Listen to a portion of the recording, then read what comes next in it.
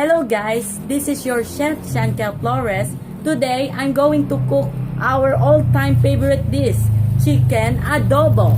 Here are the ingredients. 1/2 kilo chicken, cut into serving pieces. Soy sauce, vinegar, 2 tablespoons sugar, 2 pieces bay leaf, 1 piece onion chopped, 4 cloves garlic minced, 1/2 teaspoon black pepper.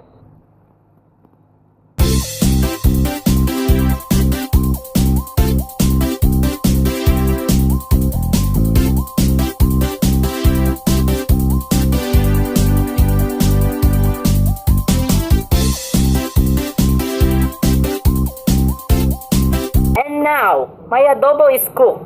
My Ate Diane is going to be my official taster.